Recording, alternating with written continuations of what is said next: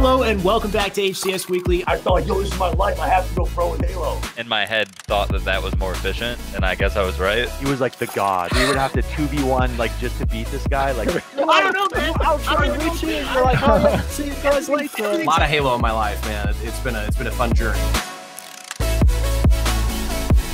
I love it. All right, guys, that closes our trick jumps. That closes our news for the week. I'm so excited to bring our next guest on. And give me one sec here. I got a little list of just the accolades here. We have an esports host and commentator, Omen by HP partner, commentator for NBC's Titan Games, a global icon and national treasure. Welcome, Goldenboy, to HCS Weekly. Hello. How's it going, man? Good. Just chilling, hanging out, listening to the news. You know? Yeah. And I mean, you were away at G4G all weekend. You were streaming the whole time. $637,000 raised overall. Like, did you sleep at all over the weekend? How you feeling just coming off of that? Oh man, a little bit. You know, like we all just kind of got together. I wasn't living my best life like Brav was. Bravo was in the sauna pretty much every day. It was impressive, honestly. It really was. And but we were having a really good time there. Gamers Giving is always such a fun event. The community is always fantastic, and yeah, I mean, raised a lot of money for the kids. So I think overall it was a successful weekend. Yeah, and I love how it ended with the cereal contest too. We'll get into the cereal contest later, but I had a lot of fun watching that. But on top of that, though, I wanted to thank you for even just taking the time to come on, man, because I remember talking to you at the HCS Invitational, and I said I would love to have you on the show, and you're like, sure, let me just check my schedule. You pull out your phone, and I get a peek at your phone, and you are scheduled down to the hour, man. You're a busy guy. You've got it completely locked in. So I appreciate you somehow found the time to squeeze me in there. Oh no, dude. I mean, look, I think it's kind of like this misconception.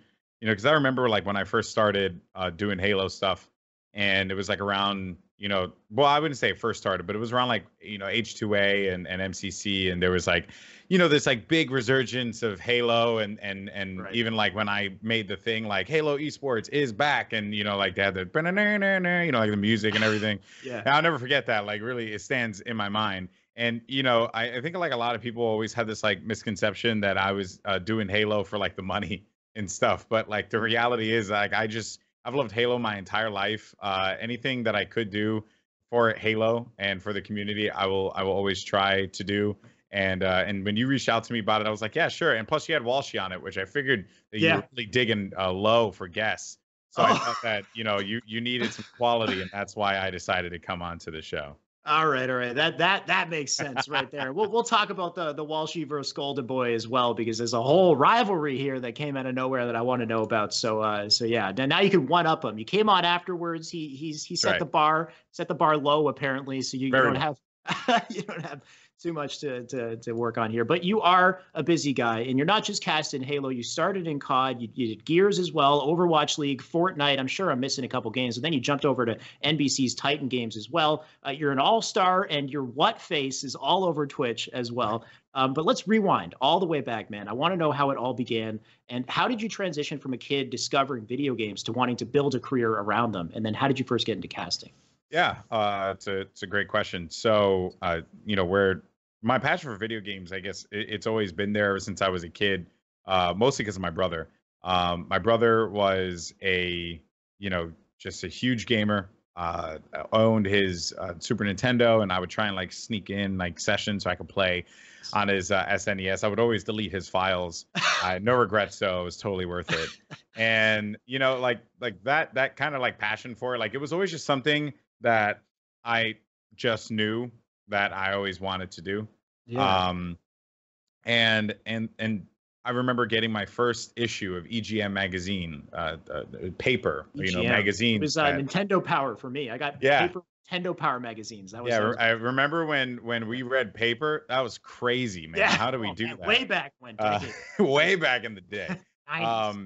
But yeah, so the whole thing was, you know, like reading EGM magazines, and I would always see E3, and it was always like a dream of like, hey, this is like what I want to do for the rest of my life. I just want to work in video games in any way possible. So I knew like competitive gaming wasn't really a thing, but I was into it, but I didn't know if a lot of people really cared about it. So I would start like my own blogs, and I'd start my own like websites and post up articles and stuff. It was just like, the things that I was like trying to do because I was so passionate Are there old about it. Goldenboy blogs somewhere on the internet? No, a lot of them ended up getting deactivated because they were like websites that don't exist anymore, or like names that I simply just do not remember. So like, I'm sure I could find like one or two of them if I really, really looked hard enough. Yeah. But yeah, and then the way I got into casting really was, or getting into all this was, I was a competitor in Call of Duty, as you had mentioned before. Right. And when I kind of like hit that wall, I was married, had a full-time job. I worked like 9 to 5, but sometimes I'd work 8 to 8 every day, and I just didn't have time to put toward competing anymore. So I decided to call it quits, but I still wanted to remain involved. And then I ended up getting hit up by Nexi, who used to work for MLG. He was producing the Call of Duty events at the time. And he was like, hey, man, I know you were coming to Rhode Island because it was really close, which I was. I was going to do like an Uncharted multiplayer event with them because I was the only person they knew that played Uncharted. And it was like, listen, our commentator can't make it. Are you willing to come through? And I was like, yeah, sure. I'll do it. And then I was like, hey, am I going to get paid for this? And the guy was like, yeah, of course, man. You're going to get paid. I was like, get out of here. That's incredible. I can't believe it. Yeah. So I got paid and I did my first Call of Duty event, but I was like, dude, I was like over the wall, like just so excited. I asked only because I was like, it's a long time. Like, should I? Is that inappropriate to ask for it? And what a time that it is, because it's like, geez, it's been such a wild ride since then. And ever since, I've just kept casting. Right. And I guess you were kind of in the right place at the right time too, because MLG was starting, you were getting into Call of Duty. And I guess a lot of the people that you were close friends with, like Chris Puckett and Fwiz and all these individuals, are massive now, massive successes as well. Yeah. They're incredible. I learned a lot, and I had the pleasure of casting with Corey Dunn, who is like an esports legend. I mean, this guy, he's right now heading up the Arlington Esports Arena in Texas. Wow. And this guy is one of the premier CS casters at one point, an incredible person, a good friend of mine. And I had the opportunity to commentate with him, right? So not many people get that opportunity. And it truly was like just a blessing, really. Right. And on top of that, I didn't think to even ask this question, but you brought it up, is just how much of an influence your wife has had on your passion, your career here. Because I actually remember watching an older interview with you, and one of the person interviewing you asked like kind of where or one of the things that you really value. And I think you brought up your wife and how she really supports what you do. And that seems like, so you must have been pretty young, I guess, when you got married, and just like you guys have been really close for a long time. Tell me a bit about that. Yeah. Well, I got married when I was 20, and I'm 31 now. So, I've been married for 10 years, and yeah, I mean, she's been such a huge inspiration to me, and also she is, my worst enemy, but also my greatest ally.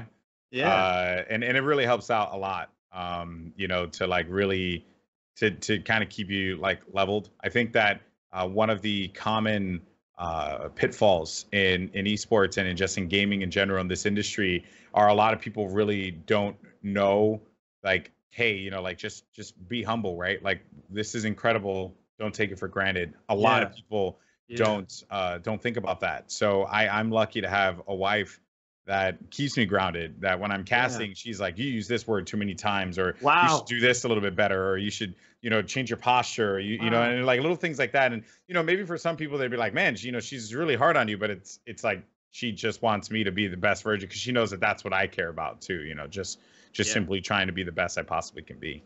I actually think that's pretty amazing, and that's a pretty important part that I wish I had a woman in my life who would do the same thing for me, man. You found somebody special for sure. I'm very lucky. Because for me, it's like, okay, at least let her have an interest in video games, and then she can kind of just not care about the rest. Well, of it. She does. Yeah, but she's invested too, and she's giving you feedback. I think that's pretty incredible. So she's a Halo Reach player, though. We all have our own afflictions. Okay, we all have our own afflictions. It's a problem. Yeah, man, don't even get me started with video games. It's been an addiction and a passion forever. Well, it's mostly her passion for Halo Reach is unrealistic and unnecessary in this household. because I am not a Halo it's Reach coming fan. back. You're not a Halo Reach fan. Oh no, not at all. This is the year of Halo Reach. You can't not be a Halo Reach fan now. Yeah, and I don't understand why. Like, why are we subjecting ourselves to this game? You know, I went to Sketch and I was like, I looked him in the eye and I said, "Reach, bro," and he looks at me. He's like, "Yeah, bro, get over it." I was like, "Come on, dude, that's not fair." You know. Anyway. Yeah, I don't know either, to be honest. But apparently, there's actually a cult following of Reach players who are putting up with 30 FPS and terrible internet lag on their Xbox 360. My wife is one of those people. They have been grinding, and this is their moment. So they're just it's a triumphant moment for them right now. Yeah, but, yeah. My wife is one of those people that there you go. She plays Halo Reach like weekly, I would say, and I'm like, she's like, "Let's play Reach." I said, "No, how do you do this?" Like. I 30 FPS? Are you kidding me? Like this is exactly. placed on our giant TV in the living room. It's horrible. Oh my god, dude. So forget the Goldenboy versus Walshy 1v1. I want the Goldenboy getting smacked down by his wife on live television. Oh, and she has this one picture of her getting more kills than me in a game of Slayer one time. And she parades it around everywhere and she posts it on Twitter. It's horrible. This is my life. This is my life. Not fair.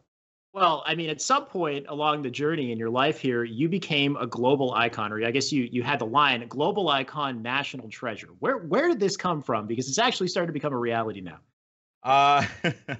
So where the global icon thing came from was I'm a huge pro wrestling fan, and I was watching the Stone Cold Steve Austin, or I was listening, to the Stone Cold Steve Austin podcast. And he was telling this story about how he had to go to, I think it was to like Walgreens or something like that. He had to pick up some feminine products for his girlfriend, I think, or his wife. I forget who it was, but he's sitting on this line. Or he's standing on this line, I should say, excuse me. And I'm jumbling this story up. So he's standing on this line and he's like, "Here I am, a global icon and a national treasure, about to buy some tampons," you know? And I thought that was like so funny because it's like, he's Stone Cold Steve Austin. He is like huge, right? Like he's the one. So when I was at Twitch, Twitch had a tendency to hire, like professional or like individuals that came from the industry, came from the space, right? Commentators, streamers and stuff, helped a lot with networking and whatnot. So I think we had a lot of people who had like some very boisterous personalities within the Twitch offices. So I'm not really one of those people, like all jokes aside, I'm really not.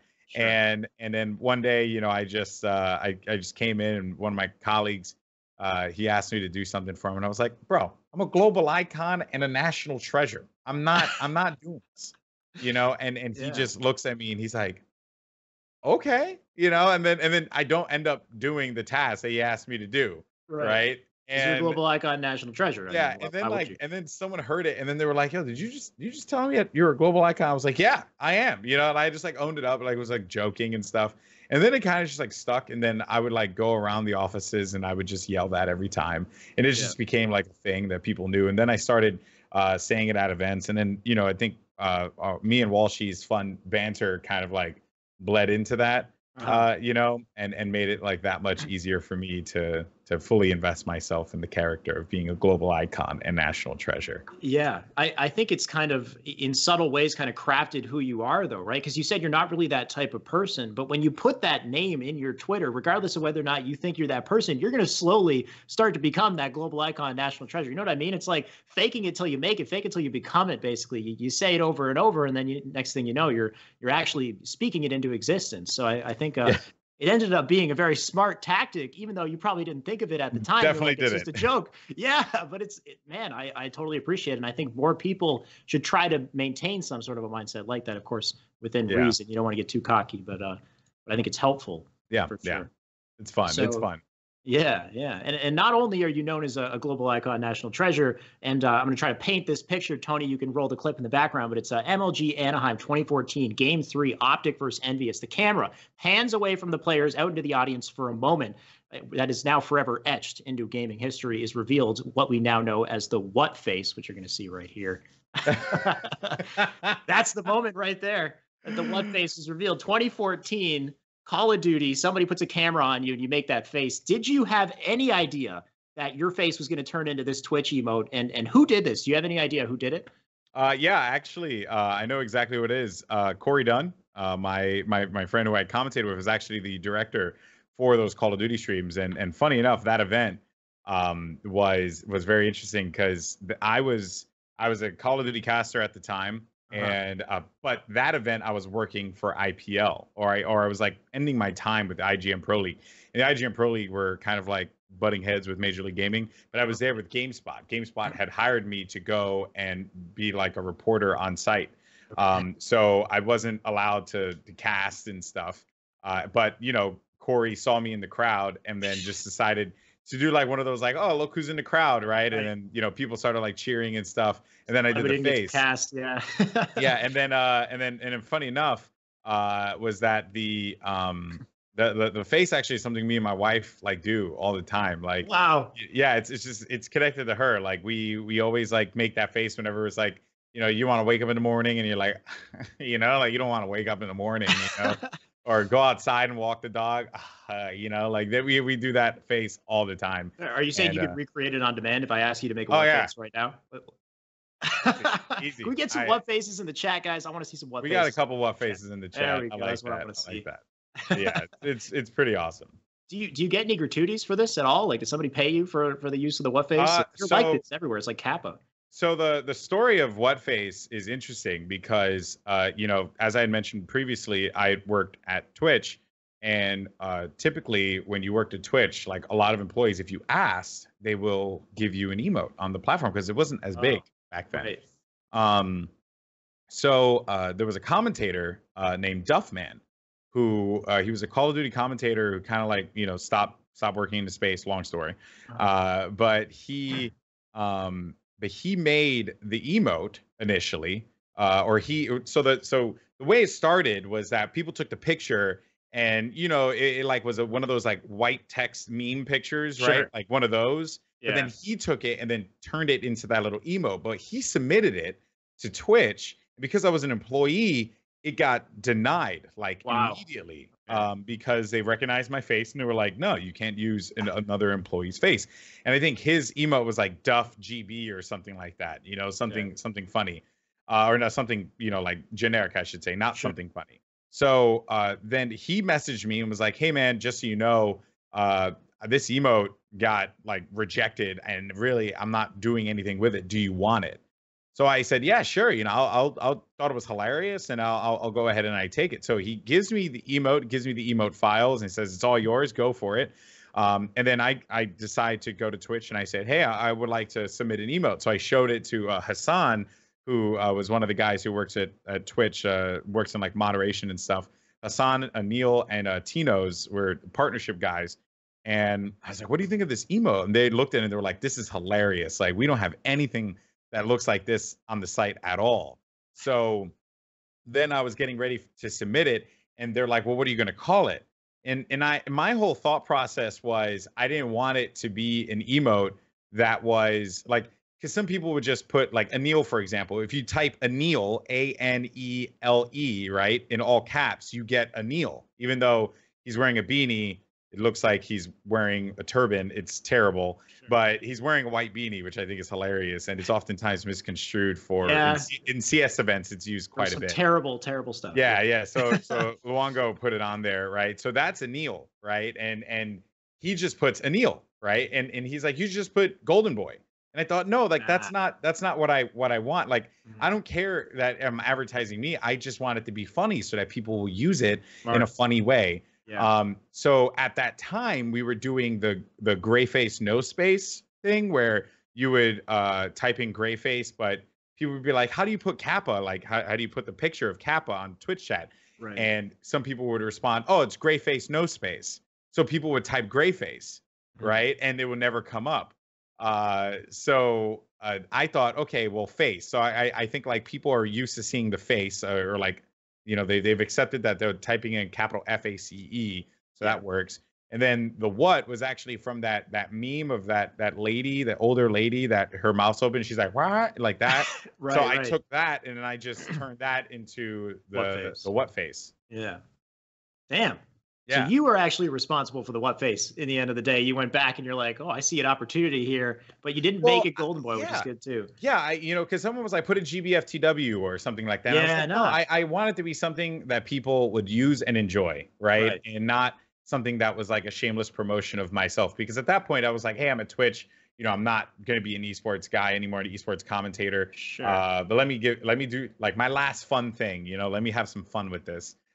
Turns out it got a lot bigger than I anticipated. Yeah, it explains exactly what it is. And now if on Twitch there are any difficulties whatsoever, we got audio problems, somebody says something cringy, something bad goes wrong, we got 1,000 what faces going down the chat. Yeah, it's really good. Yeah, man, it's perfect. It works.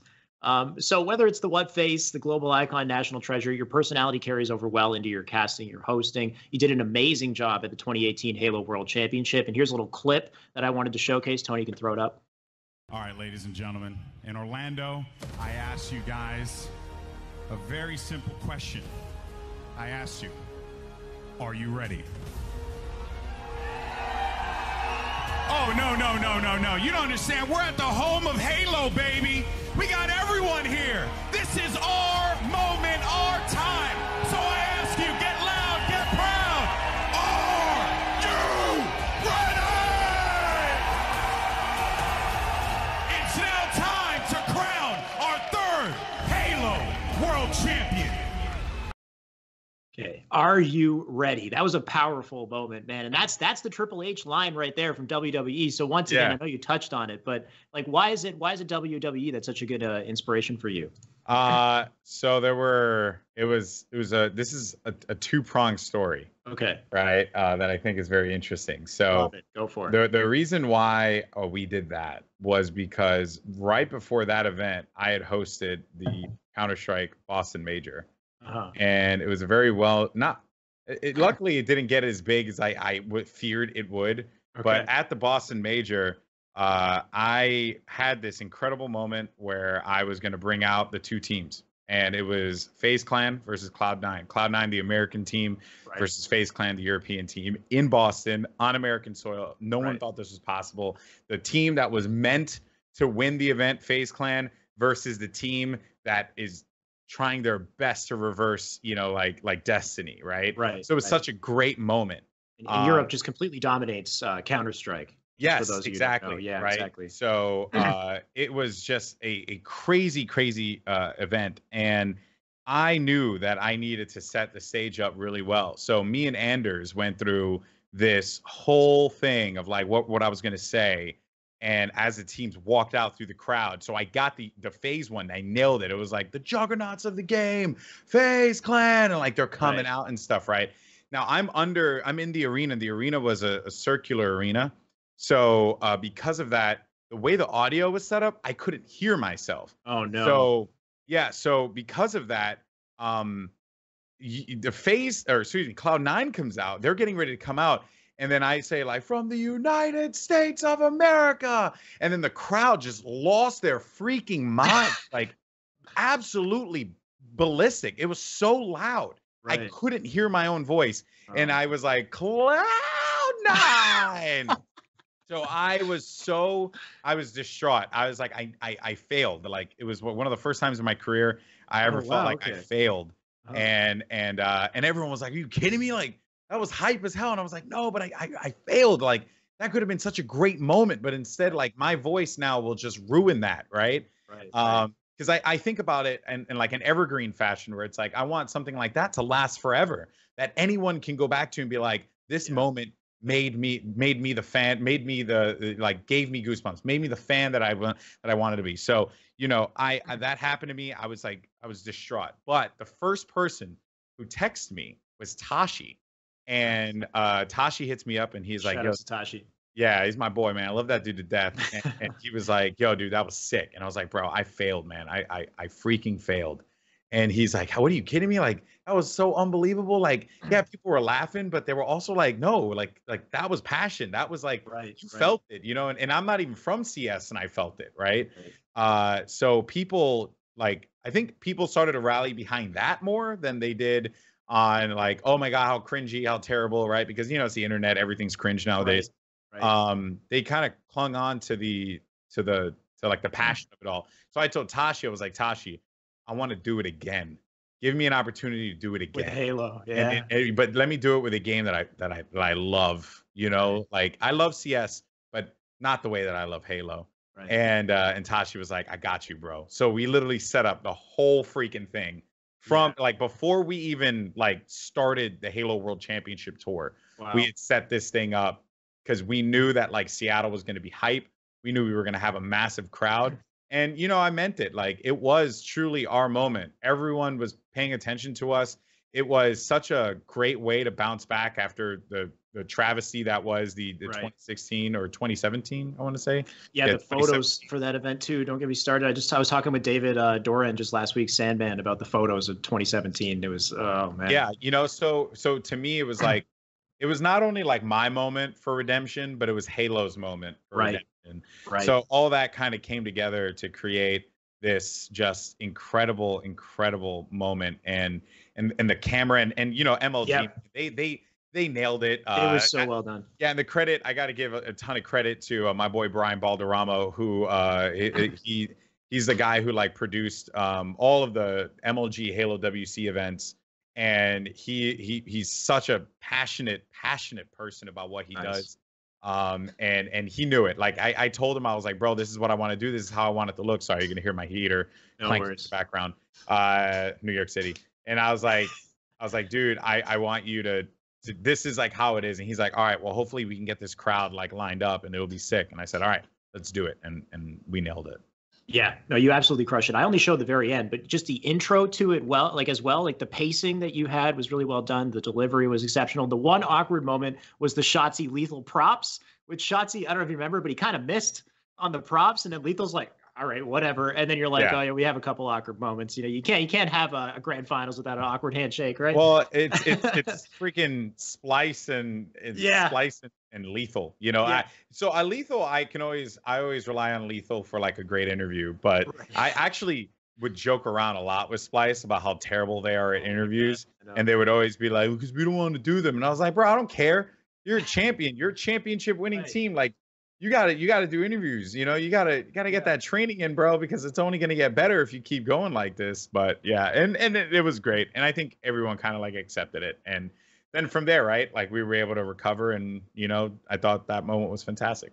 Yeah, no, and the passion came through. I love the way the camera panned out as you were talking about, just like, this is our moment, our time. I think you absolutely crushed it. So that's like, for me personally, man, you're just living out. These are life goals for me, to be able to do that same type of stuff for Halo, for Smash Bros. So just seeing that, I'm like, man, this is inspiring. And even the next thing that you did, and this one gave me goosebumps, man. But the Overwatch Grand Finals, just look at this audience, guys. An audience of 11,000 people. Tony, roll the clip.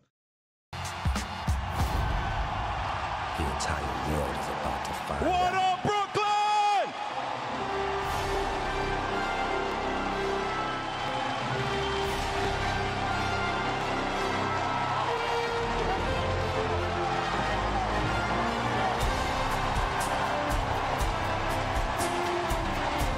Ladies and gentlemen, welcome to the Barclays Center, and welcome to the Overwatch League Grand Finals.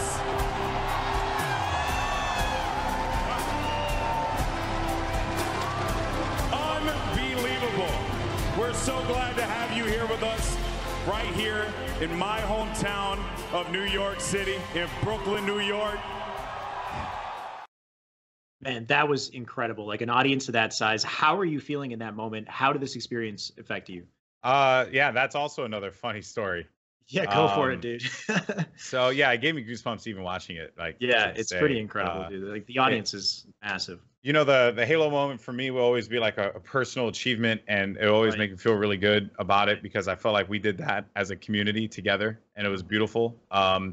But Overwatch League was just a wild ride, right? I wasn't supposed to be there, and then I ended up getting there. And I heard it started out rocky for you as well. I saw some of the Reddit stuff, and then I started to change. Yeah. You know, like, Overwatch community really hated my guts. Like, you know, it was also because it was like I put in the work, but I was like learning on the job, because there was so much going on, and you know, it was a lot. But also, I wasn't supposed to be at the Overwatch League, like, because you know, I wasn't moving to LA and all that other stuff. But it ended up working out that way, and and I felt like I made a good impression on the Overwatch League community, so much so that like to this day they still ask me like, why am I not there? Why am I not there? Right. And that's really humbling. But the story of that's pretty funny. So like, as you know, they like tell us about, you know, this event and all that. And I heard from Nate Nanzer, we were going to Barclays Center. I was like, this is amazing. Like, this is like the best thing ever. Right. I'm so excited. But in my back of my mind, I was like, we're not going to sell this place out. Like, that's Right. impossible. Like, there's no way. Esports, no way, dude. Yeah. So as we were about like, I want to say 20, 30 minutes to showtime, I had to do a segment in the nosebleeds, and I had to kind of reflect on like what it means to be at Barclays Center, and I shared a story about how I watched Monday Night Raw from these very nosebleed seats, and I saw Dwayne Johnson, ironically enough, come out that day, you know, and hit a rock bottom on Rusev, and it was just really cool, you know, and I would never forget that because it was like me, my best friends, we went and we were like, oh my God, it's Dwayne Johnson. We're like all the way in the rafters, you know, like high up. So I shared this story, but then when we were done with the segment, I looked around, and in the back of my mind, I saw the entire venue, and it wasn't filled at all. So I was like, yeah, you know, I figured we'd fill out like the bottom level, but I know we weren't going to fill out the nosebleed section. Sure. That was going to be impossible. So, you know, I do the segment, and then as I'm like being brought back to the back of the building because I had to get ready for the opening of the show, you know, and started coming up to me and asked me questions and stuff, and it was really cool. But again, it felt like a lot of people, but I didn't like realize how many people. Right. And then I'm in the back, and I hear everything. Now, at this point, mind you, I had not seen the crowd at all. I didn't even like pay attention to it. I was like, all right, you got to hit this line, hit this line, hit this line, and you know, just do that. So we run the video, and it was so hype. It was, you know, Annie Up. It was like such a great song. The trailer beforehand, yeah. Yeah, it was just like a beast trailer. And then like the whole point was, you know, it would like roll into, you know, the music, the Overwatch music, but also just that slide out to get the entirety of the crowd. And back of my mind, I was like, well, what if we have no crowd, you know, in the rafters? It's going to look really weird. Well, they knew way more than I did, because as I walked out and saw that crowd, that was actually the first time I saw the crowd. That's unreal. So that was like my reaction as I'm walking out, and I'm like shocked. That was like my genuine reaction. And at that moment, Did you get nervous at all? A little pee came yeah. out, just a little pee. It was like, it was crazy. I was just like, yo, this is insane. Like, don't screw this up. Just turn right back around. Yeah. You know, like, don't screw this up. And you know, and I also got to give a ton of credit to our production team at the Overwatch League for the 2018 season, and also the amazing people at Blizzard, Team 4, and all of them for honestly trusting me to do that was wild, because I was supposed to host the ESPN desk for the Overwatch League, so like the pre-show. But they ended up bumping me from that because I wasn't available to come in for all the weeks to do the content. So they had Malik do it. And then at that moment, they were like, well, you know, how about you stage host? And I kind of viewed it as a demotion, because I was like, hey, I thought I did a really good job. I really thought that like I could be one of the desk hosts with Puckett. You know, we worked really hard. But then they gave that to me. And, you know, I would say, like, realistically speaking, a lot of people, like, that is the moment in Overwatch League's history that I think people will remember forever. And a lot of credit goes to Matt West, who was one of the guys who kind of like orchestrated all that. And, you know, he believed in me, and it happened. And I'm so grateful. Are you ever giving yourself a pep talk before you do stuff like this? Like, any way that you try to mentally prepare for something like this? You know, man, look, I've been faking it for a long time. Yeah. I really don't have like a method. Crazy. I don't know how you do it. I don't have a method. I kind of just like, so the thing is like I just like to have fun and enjoy my life, you know, and it's hard because I travel a lot, and being away from my family is always very tough. But I get to work in video games and talk about video games and talk to people like you and talk to a bunch of folks, and I get to do that day in and day out. I get to stream. I get to spend time with my wife and my dog when I'm here, and it's beautiful and I love it. So it's really just me, right? And there's no character. I mean, I would say maybe I ham it up for Halo a little bit more because of the Wall Street rivalry. Sure. But beyond that, like I just love what I do. And it's funny that you asked me this question and stuff, because even as recently I've been having a hard time with like, what am I doing this all for? Like, I'm stressed out, I'm tired. I don't really know if I'm prepared all the time and stuff like that. But, as you like ran that stuff through and showed the videos and stuff, it actually like kind of rekindled that fire that I had as a kid. And yeah, so thank you for that. That's no pretty problem, awesome. man. Yeah, I just find it's unbelievable that you're just being you, man. You're just having a fun time, which I do that as well when it comes to events, but I'm all about the pep talk, man. I get into it 100%. I'm like, you're born for this. You're going to kill it. Like nothing's going to stop you. Like I go in, man. I have a Red Bull and I think that's fine. I think that's perfectly fine. Like whatever you need to do to get yourself in that mindset, dude, do it. Like there is nothing wrong with that. I think it's just, for me, it's like, hey, right? Like, one day this is all going to be over, so I might as well enjoy the hell out of it right now while I have the opportunity to do so. And that's kind of like the pep talk that I have. It's a little morbid, but like it's like, hey, this is all going to go away. You're crap, you're trash. This isn't going to happen. But that's how I roll, and it's helped me out a lot. And if it keeps you happy, keeps you confident, then just keep doing what you're doing, because clearly it's working out. And there's one more moment I wanted to show here, and this is more of an emotional highlight. It was your reaction to hosting grand finals, but personally, I think this was a beautiful moment, man. I think stuff like this is inspiring for so many people. Tony, just roll the clip. How many times does a kid from the hood get to realize his dream? I think that's what makes this so special. Because I grew up in a single family household. My mother taking care of us, and my father, they didn't get along, and we were in the Bronx, and I and I always wanted to do this. This was my dream. This was it. This is all I ever wanted. And then to be on primetime ESPN with the name Alex Mendez, I just hope that there is a kid in the hood somewhere that sees this and says, I could do it too. That's what I want. That's my dream. Now, I know I'm not your target market here. I'm a white guy. I've had advantages in life that I'm very thankful for. But man, this stuff, it hits me deep. It's proof that when you want something badly enough and you believe in your ability to achieve your goal, you can get there. It doesn't matter who you are. It doesn't matter where you came from.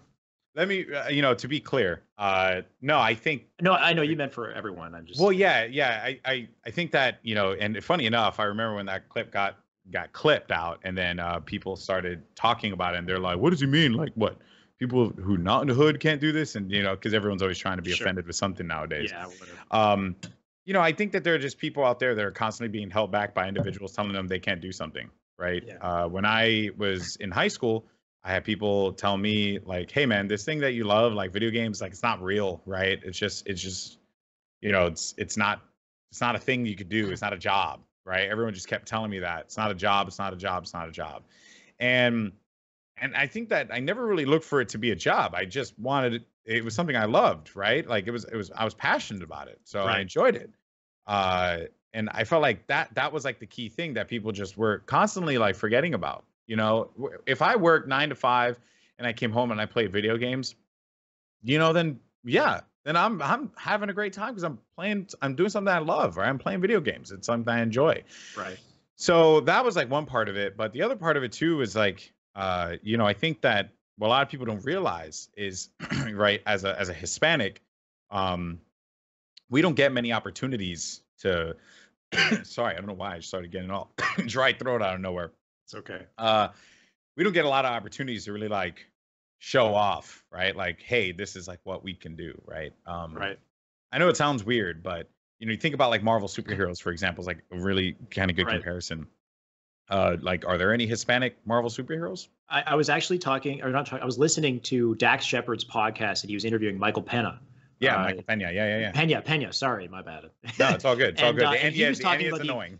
He was talking about the exact same thing, though. That you know, it's hard to get starring roles. He had a rough time kind of coming up, and I mean, now he's in Ant-Man. He's the comic relief, and he's amazing at everything he does. But you're right. It's a point right there. A good point. Yeah, like, you know, we don't really have much in the way of like, you know, and when Black Panther came out, right, I think all of us in the Hispanic community were just like, hell yeah, you know, like go for that. Or Captain Marvel, it's like, yes, you know, that's awesome. And we're always like cheering everyone on and supporting everybody. I think Shang-Li, I believe, is also going to be another one, like the first Chinese Marvel superhero, right? Like that's going to be a big one too, right? And I'm always like, yeah, that's sick, you know, that's awesome, right? But then, you know, I think like, hey, who are out there representing for us, and not representing for us in a manner that's like super obvious, right? Like that's why I appreciate guys like Michael Pena or whatever, that they go out and they act, and they are themselves, and they're very good at what they do. And yes, some roles are like, you know, like Narcos Mexico or something like that, right? Very, very like particular roles, but then you watch like Chips, you know, and him being Hispanic, that has nothing to do with that. Or even in Ant-Man, him being Hispanic is really nothing to do with it. It's just he's him, it's funny, and it's great. Exactly.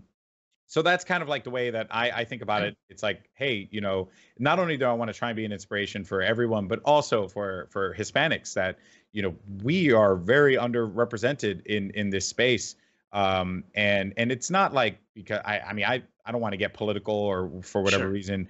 I just want to basically just be like, hey, listen, right? Like, let's just do a good job, and hopefully people notice our work, and we can continue to grow, and, you know, show people like, you don't have to, I guess, like, you know, be like you don't have to like go crazy about this kind of stuff. Like, it is possible, you know, it's possible to do this. So I know it seems weird, but or at least in that aspect, it's like, it's hard to really put it into words. But I am just a kid from the hood. I really am. I'm just a regular kid. I wasn't a pro player. I competed. Oh, my stupid mic. I competed for a little while. You know, and I don't really know like where all this came from. But hey, man, you know, I'm just grateful that like I had this opportunity and I could do things like this in my life.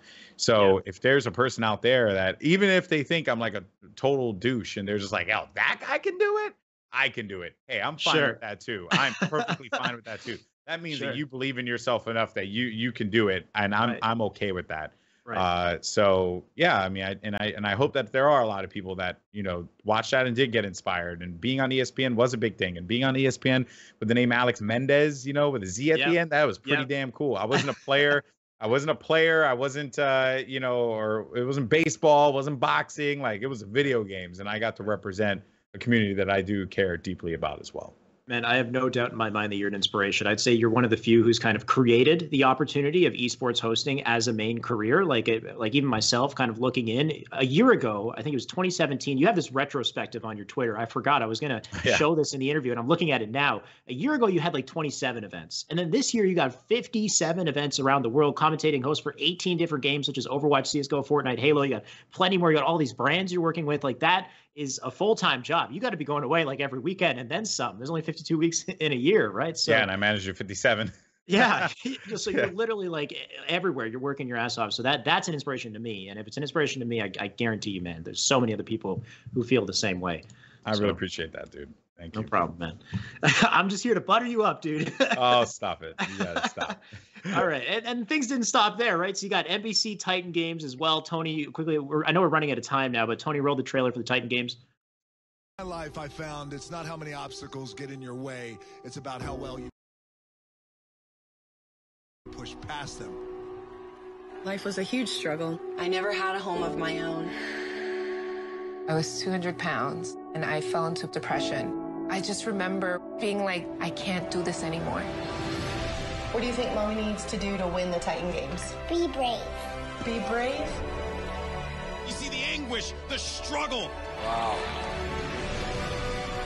These two athletes push past anything life throws at them.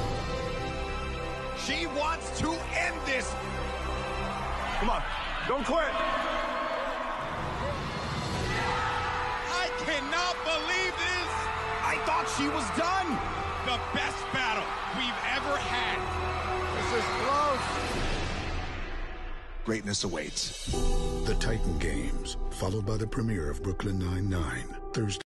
And just threw the PlayStation greatness away to the end of there. But Dwayne The Rock Johnson, man, what is it like meeting him? How did you even get this opportunity?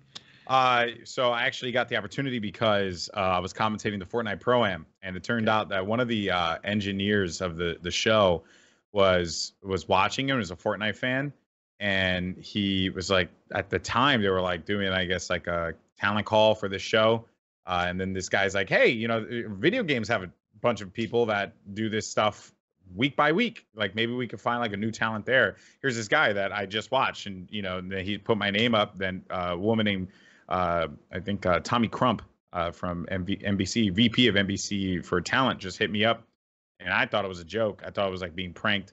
And then, you know, we get through the call with them. It's me and my manager Kurt. We're in the call with them, and the lady just casually, she's like, "Yeah, so it's a physical competition show. Dwayne Johnson's going to be hosting and executive producing," and then she just keeps going.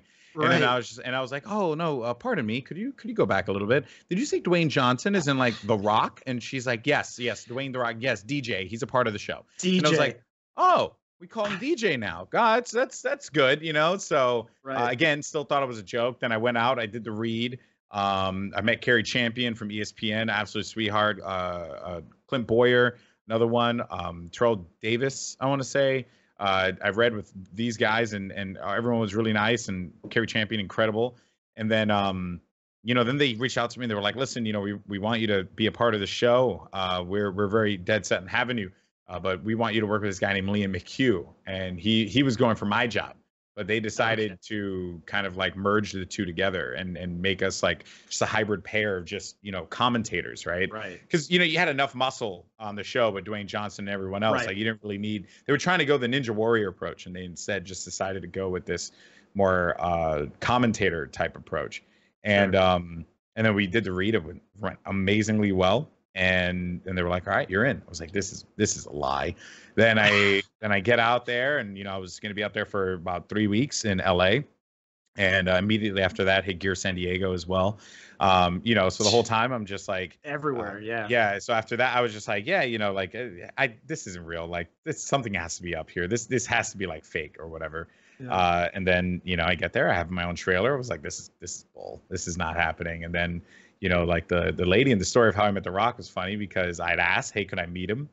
Vanessa, one of the people that, like, the PAs, production assistants, she was like, "Oh no, unfortunately he's really busy. We're gonna probably get some time during the week, but not this right now because the show's we're gonna start filming today." And I was like, "Oh, okay." And in my mind, I'm like, he's probably not even here, right? You know, like just it's all lie.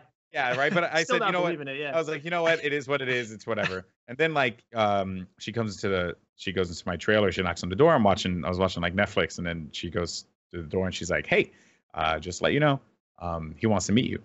And I was like, "What do you mean? Who wants to meet me?" Wants to meet you. Yeah, and she was like, "Dwayne Johnson, duh." And I was like, "You said he wasn't. You said like I wouldn't meet him." She was like, "Oh no, I was just messing with you. Come on, let's go."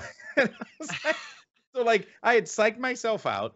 Was told I wasn't going to meet him. Then I was like, "All right, fine. I guess I'm not." So at this point, I had accepted like what life was. Yeah, and then all calm and stuff. Yeah. And then then like I'm like in a golf cart, like making my way over, and then there he is, freaking Dwayne The Rock Johnson, and he was awesome, really nice guy, inspiration, and you know, I think it was really cool because it kind of gave me the nod that I was on the right path. Right.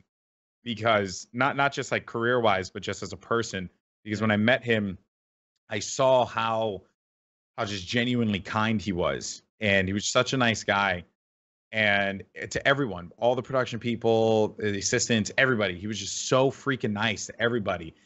And yeah, I've realized it's just like, this is like what it is, right? Like you could spend your life being a tool and a Hollywood snob or whatever, or you just like, you know, be a good person and help other people and lift other people up and do things the right way. And that's what I always try to do in esports. I mean, you know, I never try and, you know, belittle anyone. I never try and like cut anyone down and say like they're not good enough. I always try and find the good and help people out as much as I possibly can. And, you know, I said, "Hey, this is, if he's doing it right and he's doing it like this, and then this is the path I need to be on. This is the path I need to continue to be on." And it really, really, really helped out. Yeah, that's definitely some great validation for sure. Just like it could have been any superstar that he ended up working with, but it ended up being The Rock, and The Rock, he supports that same mindset. Someone also have, I've looked up to exactly my whole life, right? Yeah. So it really helped out a lot. Oh, you're on the right track for sure. Yeah, man. Yeah, and then so more recently now we've had the HCS Invitational as well, and of course the big highlight of the event was this ongoing rivalry between yourself and Walshy. So here now we're finally here with the Walshy Goldenboy rivalry, whatever this is here. Here's a clip of the banter. I haven't even seen this yet, so I'm excited. I'm sure you might have. It's from the BTB. Tony, you can throw it up. Up there, he says you need to step it up. I don't know what your thoughts are on that. I don't know. That last game, Snipe Down and I dropped 38 kills, so it's kind of, once again, I really don't know what's going on, but, and maybe that also makes sense. I see Goldenboy on his phone. He must have been doing that the entire first game. And speaking of which, there's all sorts of madness happening here. You guys missed it in between last game 1 and game 2. Yeah, so I basically had to make a phone call to my buddy DJ. I don't know if you use DJ. He goes by the name Dwayne Johnson. Yeah, so, because I don't know if you guys know, Titan Games, NBC, 8 p.m., so on and so forth. So I had to make a call because I was like, dude, what do you think I should do? And then he just said, basically, he came back, he was like, it doesn't matter. That's what he said. It doesn't matter because Walshy's old, he's trash, and he held the L. I don't care. I won. I can go neg 30. I still took the dub. Walshy, I'm going to bring it to you. One last thought. Or maybe Rock was saying, hey, maybe Goldenboy, you shouldn't make every day a cheat day. So you're okay if I take this cake? You're okay if I take this cake then? You're playing like cake's on the line. Yeah, cake's always on the line, bro. Oh, my God. Okay, do I cringe a little every time I watch this? Yes, but do I absolutely love both of you for doing this? Like every time, man. Like I don't know, where did this come from? First of all, actually, do you have The Rock's number, and where did this come from? I don't have The Rock's number. It's more or less just a joke. He does follow me on Twitter though, but that's as far as that goes. Probably won't follow me one day with the rate that I tweet about video games. You know, honestly, man, like. I just think we're just trying to have fun, right? Like that was it. I had no idea what I was going to do for the interview. My whole thing was my plan was going to be like, you know, I was hoping that Fallout was going to say like, you know, does it matter that, you know, you went negative 30 or whatever in the game? And then I was going to say like, it doesn't matter, right? That's what I was going to do. But Fallout totally didn't set me up for that. So I had to like think on the fly. And then when he was like, when he started making the fat jokes, I was like genuinely shocked, you know. But if you also look at that clip though, you look at Walshy's hair, and that's just Dave 2.0 right there, right? Like he's leveled up. So he was like feeling himself a lot that weekend. So it was nice to be able to bring him down a peg and just be like, you know, hey man, you're not the BTB champ. You're not the Elephant King. You know what I'm saying? Being on Walshy's team, though, those teams were so badly stacked against us, man. You had Roy, Lunch, you had Clutch. I'm not going to get into it. I'm just saying. I had Clutch. We had one so pro. We had fair. one pro. We had Snipe Down. That's it. And then Walshy, I had Clutch. as you know, you guys had Clutch. Yeah. Clutch is still playing, man. He's still grinding. No. You have to understand. He tries his best. He tried his best to lose for me. Oh, right? really? He just wanted to lose. Yeah. He was mad that he was on my team. So what happened was that we were supposed to have more pros. And you really just have to blame Royal 2, APG. They were supposed to be on our team. They were supposed to be on your team. On our team, yeah. Yes, but they didn't show up. Yeah. So really, who's the problem here? Right? Pistola was supposed to be playing too. He didn't show up. Yeah. Apparently, it was more so that they didn't get the email. They got the email like late, and then they slept. I don't know. That's what they were saying. You also had Dursky, right? You had the Dursk, man. You know, last time you seen Dursky play, I haven't seen that man play in a lot. It was big team battle. Doesn't man, matter. My only objective for that was to play well enough to be invisible. Like I didn't want to do so badly that I stood out. And there's no way I'm playing better than Snipe Down. So I'm just like, where's the median line here? How do I get like these 10 kills? Funny enough, you had like a really good big team battle player in Unishek as well. Unishek and Ubernick, yeah. Yeah. Oh yeah, Ubernick. Ubernick had the clip, like the one clip. He sniped Snakebite, he hit a proximity, and then Snakebite, and that went up on Twitter. So I'm telling you, you had good players. It just, you know what it was, man? You didn't have the Elephant King. That's the thing. The Elephant King was the difference maker. Those elephant drivers, man. You took it literally all the way over to your base. Did you guys even like notice it, by the way? I didn't notice it. The thing is a lot of like everybody else seemed to notice it. I just kept freaking running in, and I haven't played Sandtrap in years, and it's just open space. I'm having these useless BR battles, and then I realized after the fact that you guys have been riding the elephants like into each other, and I've I'm just missing all the action, dude. I should have been great. Warthog. I should have that was a bad game for me. I'm not gonna recollect that one. Oh man. But overall with this event, though, man, it was so different than what we've had in the past because you had BTB Bonanza, you had Snipe Down versus Lethal, you had Chubby Bunny challenges, you had caster rivalries. There was this like fun, carefree, grassroots approach that we haven't seen before. So how was this experience for you? And what do you think this new direction, or what do you think of this new direction for Halo events? Well, I think this is the direction we need to go in, honestly. I give credit to Gfinity because Gfinity were actually the ones that really started to do this kind of stuff, and we all loved it, right? We had the gun guessing challenge and the one hot ones with the wings too. Yeah, and we had to guess the what the person would say, and like those videos, and they were super fun. And it was like a really, you don't have to make them like all pretty and stuff like that. You just gotta do it, right? Like it just for the fun of it. So I really enjoy doing that, and I'm glad. And Tashi was like, "Hey, this is going to be a different event. We want to let our hair down. We just want to have a good time." Right. And I'm all about that. I felt like one of the things that Halo was really struggling with was everyone always felt like yes, I understand. Like everyone wants to be professional, and you can be professional, but you can also be professional and have fun. You don't have to wear a suit and tie every single event and look like you're about to, serve someone a delicious meal. Like you can just wear because right, matching like chipmunk sweaters. You can wear that. You're saying it was right. Well, that was actually hilarious. But shout out to South by Southwest whatever they were. I don't know. Yeah. But what I'm saying is the Halo community has a lot of personality, has a lot of style as well. Exactly. And I feel like we just got to kind of bring that out a little bit more and have more fun with it. Maybe, and we kind of it wasn't like UGC Classic where we were all over the place, to be fair. I think, I was wearing sweaters, but then some people were wearing. The dress code was everywhere. Yeah, everyone, Walshy was wearing ties and stuff. And I told Dave to take off the tie because he looked weird. And then Bravo was wearing jerseys every day. It was just very odd, right? It was a very odd event. So I think that we this time around we're okay, this is the style that we're gonna go for, and I think we all kind of nailed it for the most part. Besides Bravo looking like he was gonna steal something. Oh, he has the beard now, right. Yeah. But he also was wearing all black, and he was wearing a black bomber, and I was like, Andy, are you gonna rob a bank? What do you do? You want a baklava? Is this? Jeez. But it was great. And then I think also too the side events really helped out with that. I think that. Dude, and I think it's narratives that can continue on. Snipe Down and Lethal literally won a tournament. Gamers for Giving, their team name Therapy Works. That's a phenomenal name, right? Yeah. And it was really good. It they played into it. And I think so long as we as a community continue to just play into the fun and absurdity of it all, let's just keep doing that because it just makes all of us, it makes our scene look awesome. To be frank, it really does. We can go out there and we could wear the 3-piece suits and we could be super professional and talking about the statistics and blah, blah, blah. And listen, I get it. But we've been talking about Halo for, years, decades, a decade now, right? Yeah. It's been a long time that we've been talking about competitive Halo. We all know, here's the truth, right? I could break down the greatest play of all time. Right. Sure. And sure, some people on Beyond will probably disagree with me and say I know nothing, but I could break the play down and give you the greatest example on stream and it'll be incredible. Right. But who's really going to remember that? Right.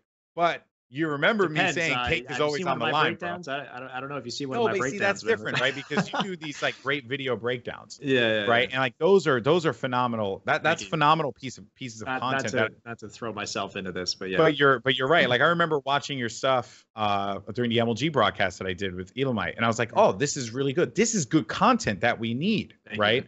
But I'm talking about when we're in cast or when we're on the analyst desk and we break down plays. Sure, break down plays. But if you're giving everyone scientific knowledge 100% of the time and no fun, people are just going to get bored. They're just going to get bored. They're not going to be into it. And I think that's one of the advantages that we all, as the Halo talent crew, yourself included, have in that we all know each other. None of us have egos. We're all just really chill, and we just really enjoy working with one another. And it bleeds out. It shows on the broadcast. And I think that's why, in my personal opinion, maybe a little biased, but I think the Halo crew is like one of the best crews in esports. Underrated, to be frank, because they're like, we understand our scene and our audience very, very well. And we just continue to like, play into that. I think that's what's growing is the understanding of what we are as a community. I think at our core, we are grassroots. I think Halo really does kind of parallel almost Smash Bros. In a way as well. I don't know if you know too much about the Smash Bros. I know a lot about Smash. Right. There's so much, like the reason why Smash lives is because of Mewtwo King and Mango and Hungrybox, like the personalities. Exactly. And how do you flesh out personalities? Grassroots events with little side events like BTB, Snipe Down vs. Lethal, Therapy Works, like all this stuff completely grows personalities. And that's how you build a bigger, broader game with a community that sticks to it almost regardless of what comes out next. Like, I know we want an amazing Halo title, but we love the community members, and that's why we stay strong. It's so cool to go to these events and see people, like seeing Matty at the events, or seeing Killin' Pink, or Axeman, or I saw Kelly at Gamers for Giving. Like, seeing these community members who have just been around for such a long time. And it's Sandman. Whenever I see him, I'm always happy when I see Sandman, taking pictures and stuff. Like, we are family. We are family. We love our game. Yes, we don't agree on everything. Yes, we will complain about sprint and D-scope and BRs versus DMRs versus pistols, and we will bitch until the sun goes out, right? But at the end of the day, we love our game and we love our community. I think so long as we continue to have that passion, I think we still Halo will survive. Halo will always survive. Yeah. And like you were saying, you guys literally are like a family. And I'm kind of saying this more on the outside because literally there's like 7, 8 to 10 years of history between a lot of people in this community. And I'm very new to this, but I really felt that with the HCS Invitational, just that last like Sunday night open bar, everybody's hanging out, and it just felt like family. And I'm here like it's been not even a year for me just trying to figure it out and figure out where I fit into this all. But I'm just recognizing how much just like there's so much passion and there's so much history in this community. It's just so incredible to be a part of it. Even late, just to be here now and to experience it firsthand is pretty incredible. Oh yeah, man. It's awesome. Yeah. Hope to be we are the lucky few. Yeah, very completely agree, man. And then following up with that, speaking of grassroots, we had G4G 2019, more grassroots Halo, but we're going to switch off Halo for a second here because you were a big presence at this event, but it was all about cornflakes for some reason. What's up with you and cornflakes, man? What is going on here? We had a clip. There was 2 hours, guys. If you did not watch the end of G4G, I highly recommend you go back in the past broadcast and check it out, because 2 hours was spent on rating cereals on snackability, scoop efficiency, wash down value, texture, and moisture absorption. Here's a funny moment, because you were eating a lot of cereal and you got a little gassy. But Tony, throw up the funny moment from the stream the other day. All right. My name is Kyle, by the way. Hi, Kyle. How long have you been eating cereal, Kyle? My whole life. All right. My grandfather was a dairy farmer. Dairy farmer. Oh, okay. And I am lactose intolerant. Oh, no. I make a sacrifice for this. Right. You get gassy too, right? And I would never make this sacrifice for cornflakes. Oh! Whoa. You know what?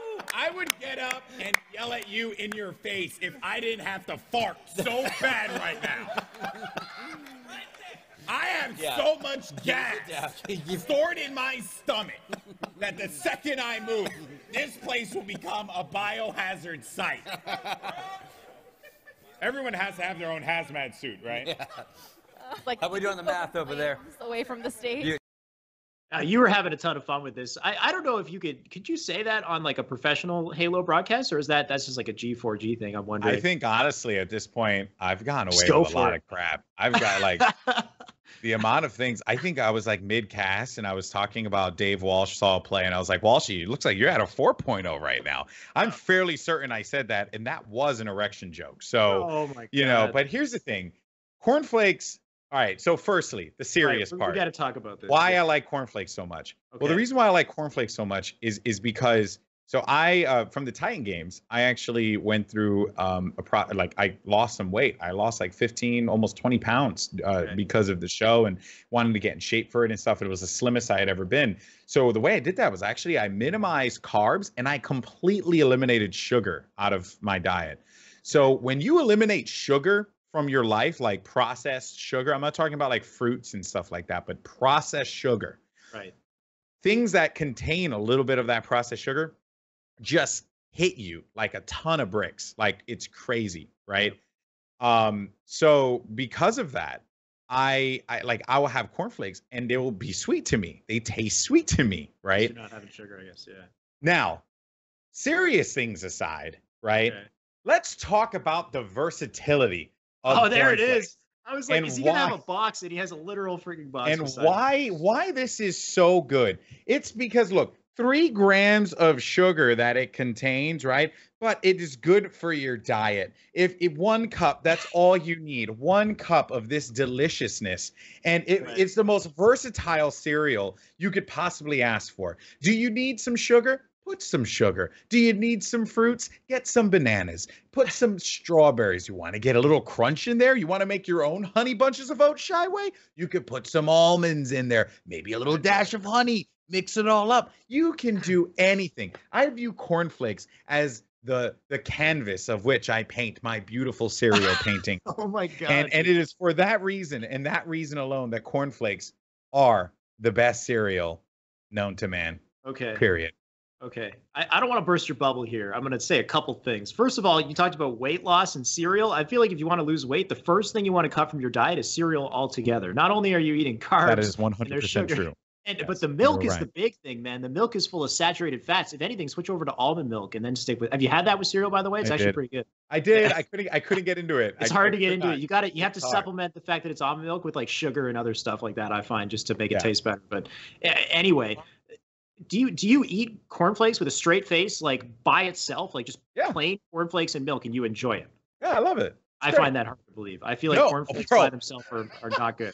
Cynthia, get the bowl, get the milk, bring it He's in gonna here. do it in I'm front of gonna us, eat and some he's cereal gonna right now. gonna force a smile as he takes No, a bite. I'm telling you, I love cornflakes. No, I okay, know this seems unrealistic, but I'm not lying. I'm genuinely not lying. Right. Cornflakes, I freaking love these things. Like, I know it seems crazy, but it's true. It really is. I enjoy the crap out of it, man. I just can't. I did a thing with cheddar, and they gave me a box of cinnamon toast crunch to take home with me. Right. And I tried it. Yeah, like at first it was like, oh yeah, this is pretty good. But then when I ate it again, I felt nauseous. I genuinely felt nauseous. And then let's not get into Walshy's crap choice. I don't know what that choice was. Yeah, I actually agree with you there. That was a Yes, weird by the choice. way, because remember, I mentioned I was gassy. It's because you got to have the lactate. That's a very important thing as well. You can't have the cereal without the lactate. So look real quick. I'm just going to do this real fast. Damn it! And Why didn't I get I want to get a box of cereal now too. it's Kyle. always, and here's the other thing. Oh, wait, Cynthia, what? Oh, So- is this the, okay, this is the regular. Okay, yeah, no. But because the we have- point I want to make, though, is it's not that cornflakes are bad. They're terrible on their own, is what I think. But cornflakes, it was the point that, and this wasn't in the argument, it's the fact that they are very versatile and the other cereals aren't really, right? Like, you can pair cornflakes with bananas, with strawberries. You can pour some honey on top. You can put some little brown sugar. Then they taste good. Then they make sense, or you can throw them in a bowl of yogurt. Can you throw Cinnamon Toast Crunch in a bowl of yogurt? Probably not, because it's full No, you of can't. sugar. Right, exactly. So Cinnamon Toast Crunch, I feel like on its own with a bowl of milk, one bowl of Cinnamon Toast Crunch is like the best cereal ever. But can you pair it with anything else? No. But cornflakes needs to be paired to be anything good. I think. I think the way that you're eating it right now is blasphemous. No, it's delicious. I love it. It's so good. I don't understand why this is like. It needs a sugar. question. It needs fruit. It needs the whole. And then that's the thing. It actually tastes really good when you throw some almond shavings in there, even maybe a little chia seeds or something, and you go wild with it. Have fun. Add whatever you want. Like I said, it is a canvas, but sometimes it's okay to just have a blank canvas. Just make sure you eat that canvas quickly because it's going to get soggy in about 30 seconds. Right? Yes. Well, I mean, Make it soggy quick. You got to. we did this whole ridiculous debate, which, by the way, was a complete setup, because Sir Scoots told me that they were very specific that no matter what happens, no matter what arguments I made that made sense, okay, that they were still going to vote against me. So it was collusion from the beginning. The case of collusion shouldn't be in D.C., sir. It should be at Gamers for Giving. It should have been in Michigan. We should have called Robert Mueller to find out about that collusion. The collusion of that panel that basically attacked me. And that was fair to everyone's cereal, except for Walshy's horrendous choice of Rice Krispie treat cereal. Which, by the way, Walshy. No, that other girl with the brand, whatever that brand was, that was terrible. What was the name of that? It's like that brand hot cakes. trash. I think it was yeah. Or a Cracklin' Oat brand. Cracklin' Oat Yeah, brand. what the heck is that? It's just terrible. But here's the thing. Here's the thing, bro. Like I had that Rice Krispies treat cereal, and legitimately, I think that was Rice Krispies runoff. I think that was like runoff from the plant, and then some executive walked in and was like, turn that into a cereal, because that was genuinely disgusting. It was genuinely disgusting. And then the Cracklin' Oat brand, I was eating rocks I put rocks in my mouth, because when I chewed, like Captain Crunch can sometimes give you a little stabby feeling at the top of your mouth. Dude, I bruised the top part of my mouth because of the crack, and that's not even a joke, because of the Cracklin' Oat brand. It's really bad. If you guys watch the video, it stayed like hard, like crunchy after they had been talking for like 15, 20 minutes. It was still good. It wasn't every other cereal was like mush at that point. Yeah, the Cracklin' Oat brand was still going. Anyway, I'm sure we could talk about cereal for hours, man. And now I'm wishing I had a bowl myself. There's actually two. There's two that I've been eating recently. It's Chex. Have you heard of Chex? That one's actually very versatile, because you can get that with no sugar. You can throw honey on that, whatever. And one that you might not have heard of is Weetabix, where it's Weetabix. That's a weird one, but it's like this. Yeah, it's like a cylindrical. I don't even know what kind of shape that is. As you enter into this world of cereal discussions and debates, you start to broaden your horizons and understand it, because everyone tries to come at you from all angles. Yeah. To belittle cornflakes.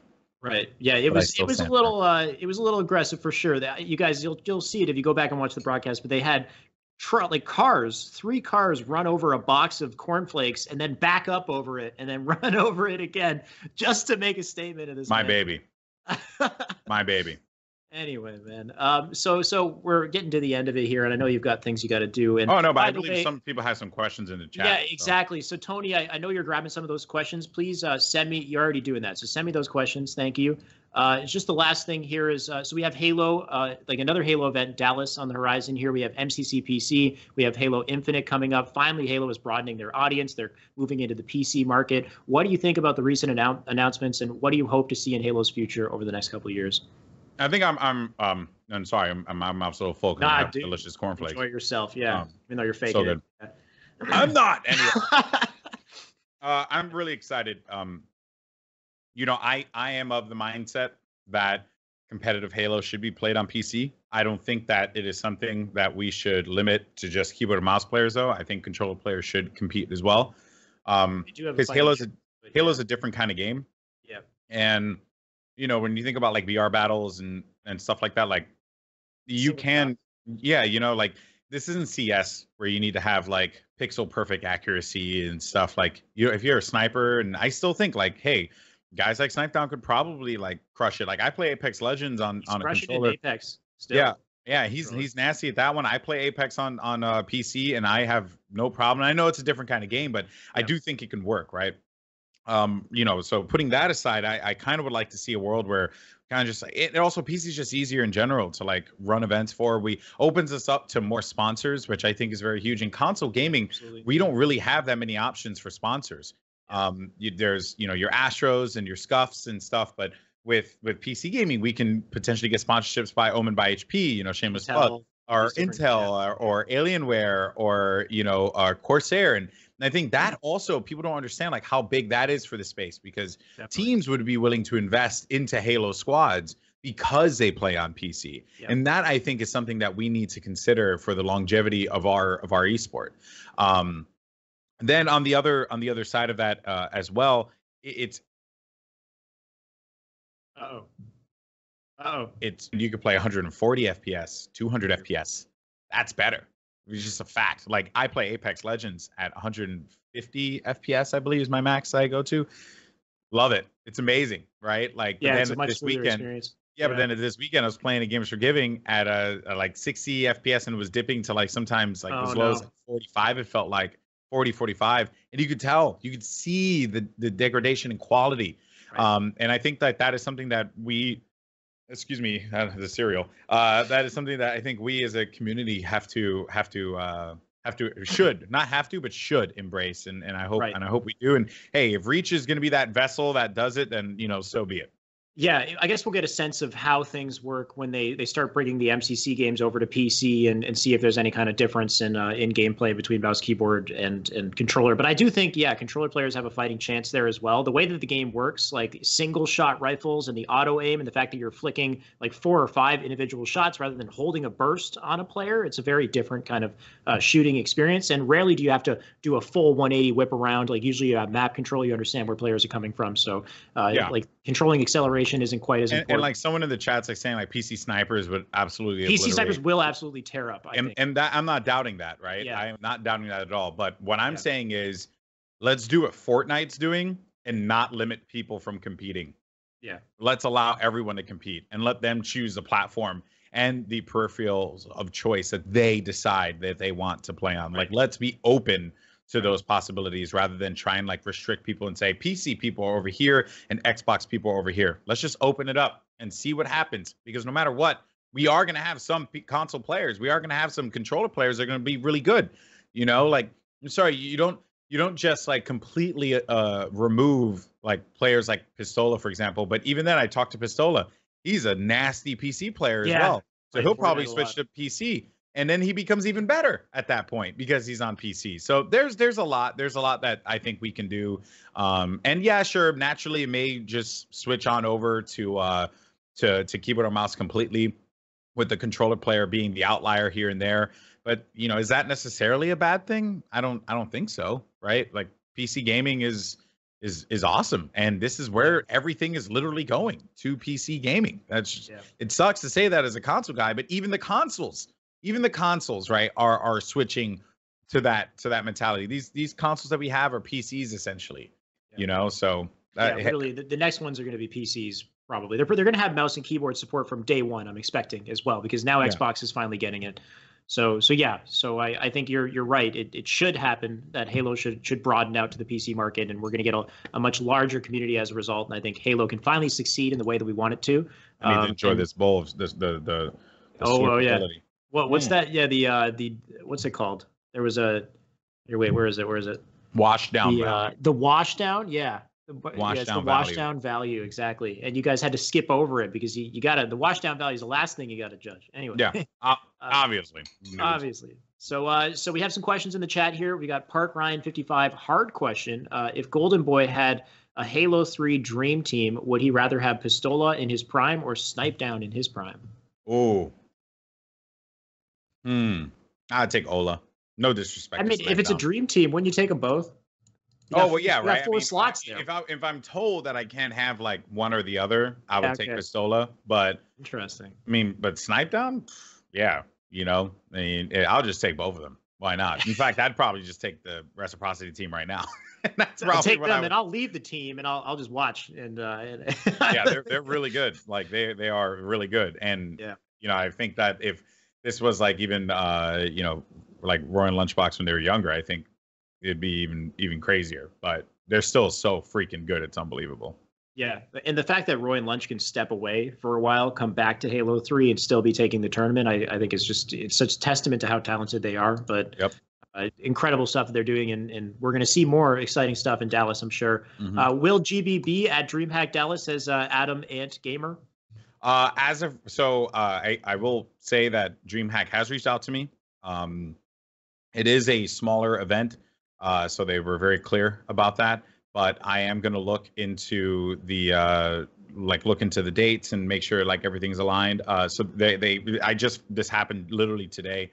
I would like to be there, and I just want to make sure that it's not only good for myself but also for my colleagues as well. Of course. Fatal HCS at UGC. What was your favorite event to cast that wasn't Halo, and why? Favorite event to cast that wasn't Halo. That's a hard one. Boy, oh boy. I've had a few. I would say my favorite thing I've ever done that wasn't a Halo event would probably have to be the CEO New Japan wrestling event that I had a chance to commentate. Wrestling event. Yes. Yeah. It was my first ever pro wrestling live call. And I got the call Kenny Omega and Kota Ibushi, the Golden brothers in or the Golden Dragons, I believe was what they went by at the time. Okay. Yeah, there was a tag team, and it was so sick. It was like New Japan Pro Wrestling, great promotion. Kenny Omega was a champion at the time, and it was super sick. That was like one of the best events I ever did. But that was non-gaming. As far as gaming is concerned, one of my favorite events that I've ever done as a caster or as a host, or it doesn't matter. I don't know. I'm not looking at the chat right now, but if he is interacting with you, then he didn't say. Yeah, he didn't say. Probably, I would have to say the Overwatch World Cup Sydney event that we did when we went to Australia. I'd never been to Australia, but also that crowd was insane. And that was kind of like the beginning of Goldenboy as a desk host in Overwatch, and that was really fun. Definitely an important moment. But you even jumped into the Ninja New Year's party as well. I don't know how big that was for you, but that was kind of an exciting thing to watch. Yeah, it was fun to do that one too. A little all over the place, but it was cool to party with my wife in Times Square and my buddy Ghost and just hang out and stuff. So that was fun. Yeah. And then I'm Hasty. What's the next big step for esports at Goldenboy? That's a broad question. But I think, the next big step, and I know that this may ruffle some feathers, but I do believe localization is going to be pretty big. You look at the different arenas that are popping up all over the country now, and also because of Overwatch League, more and more are going to be popping up. And, I talk with the NYXL people a lot out here in New York, and they told me that one thing that they want to do is they just want to activate events for as many games as possible and get as many of the locals, but also just attract as many people as they can. Right. So I think we're going to start to see more and more events pop up because they want to create business and they want to get people to engage with these venues. Fusion Arena is a good example. 3,500 people that will fit into that arena, and they're not always just going to. I can imagine that they're not just going to do Philadelphia Fusion games, right? Why can't the Fusion Arena host a Counter-Strike tournament? Why can't the Fusion Arena host a Halo tournament? I think that is where we're going, and it's going to be very interesting. But I think localization is pretty big. That's actually super exciting. I hope that happens more in Canada because I'm here in Toronto, and there's just isn't much of that yet. But getting some venues dedicated to esports. Out there. You got Toronto Defiant. We do have the arena too. We have a pretty big team, and they got a lot in the works. And then we're getting esports bars as well, which has been coming up in the past couple of years. So we have something called Raiders Esports Center that now became the Hive, but it's a massive venue just dedicated to gaming, esports, drinking, having a fun time. You got like a LAN center in the back there, and then you can even have live tournaments, small scale tournaments at the venue. So stuff like that, really exciting for people wanting to get into esports. And I think one of the biggest ways is to go to local events and to try to get your hand in some of these opportunities. So that's very exciting. Totally agree. All right, we have our last question here from SquirrelBoy408. What do you think about Halo Battle Royale? I got to have one of those in there. I consider myself a fan of Battle Royale. I love Battle Royale games, and it's a no-brainer. Halo Battle Royale would just be amazing. It'd be so fun to play. I would like it personally. But if that's not something that 343 are going to do, and I totally respect their decision, it is hard, right? Because they have a game that, hopefully is going to come out relatively soon. Hopefully we can learn more information about it. They don't miss the wave, yeah. Yeah, and it is possible to totally miss the wave. I'd rather them just stay the course, build a good game, build something that we want to play for years and years, and also something that feels fresh. I know that sounds weird, but I kind of have to compare it to something like when I talk about Halo 5. Halo 5 kind of just like felt dated after a little while, right? But yet I don't understand why, but visually speaking, Halo 3 still looks freaking good to this day. Like I don't know what it is. It doesn't make any sense, right? Because it stands out as authentically Halo too. Like it just really looks different from other titles, I think. Yes, it truly does. And I actually made this comment on the Beyond forums because I said I don't know what it is about Halo 3, but it still to this day looks good. But you look at Halo 2, it doesn't look nearly as good. And even Halo 5. Halo 5 feels really dated, like the visuals, and that game came out a little while ago. Yeah, sure, there's some elements that obviously look better, character models and stuff like that. Right. But in a game like Halo, you're not really paying attention to all that as the action's happening on screen. Can you imagine if they did a Halo 3 remaster where they just took some of the grass textures and made it look like grass and things like that? That would look incredible. Unbelievable. So I think that I want them to make a game that I think will really stand the test of time, that will age really well, something that we could play for a very long time, you know. And I know that's something that they want to do, and I just hope that they find what they're looking for creatively speaking, and I hope that they don't just repel the people that want a classic experience. You know, yes, there have been advancements in gaming, and you know, I look at something like Big Team Battle, for example, and one of the things that stood out to me immediately when we were running through Avalanche was like, holy crap, this map is huge, and I feel like I'm running, like I feel like I'm walking. Like, this is massive. Yeah. So I understand why the need for something like sprint, you know, would be important in a game, but I would really hope that they kind of consider like what their arena experience is going to look like, and then what their big team battle experience is going to look like. It's okay for us to have like different kinds of flavors of the game. Let's just give us something, give us all the tools to like mess around with, and let the community like build around that too. Right. Yeah. I hope that's what we do. Yeah, they've got a lot of pressure on their shoulders. It's a difficult decision for them to make. They really do. I'm really just hoping whatever they create is a platform that's very easily scalable. So like whatever they create, it's very easy to update, to add new features, like a service to continue to, I hope tweak that's why and they provide call it Halo Infinite. I hope that's why they call it Halo Infinite, because it is truly something that will be infinite, that it will last us forever. I'm hoping that is the reason why it's called that, and it's not just marketing speak. Yeah. So much we expect from this game, and I just hope it follows through, man. I think that if it does, then Halo will come back in a massive way. I think everybody's ready for a big Halo. I think all the biggest streamers like Ninja and Summit, if they jump on it, it blows up in seconds, and I think they're ready for an arena-style shooter once again. So I know Summit's going to play Halo. Summit's been talking about it. He's been talking about it. I know. So that's really exciting stuff, and I think it only means good things for the future of the franchise. And yeah, man, I think that closes everything I wanted to ask you today. Thank you so much for joining me, man. Always an honor and a pleasure. Yeah, man, same here, dude. And thank you to UGC. Obviously, I want to give a shout out to UGC. You know, I pay attention to everything that happens in Halo, and I think it was just announced, you guys talked about it, that UGC will be helping with the online qualifiers for DreamHack. I think that's huge. UGC really are the real ones. They've stuck with our community for such a long time, and I give them all the credit in the world. So big thank you to UGC for doing that, and also for letting you do the show. I was going to say thank you as well. Like, I would not be here if it wasn't for UGC. So they're killing it over there, man. Yeah, man. Awesome. Yeah. Thank you so much for joining me. Anytime, buddy. And that closes our show for today. Thank you guys for tuning in once again. Such an awesome time being able to talk with Goldenboy and share our views for the week. And of course, that will continue onward next week. But before we close today, remember, guys, you can buy the merch as well. Tony, feel free to show that. There you go. Our lovely merch. Everything that you buy here not only supports the show, it supports myself as well. And as usual, I would highly appreciate that. Thank you once again for tuning in. Make sure to tune in next week. We got more HCS Weekly coming right up.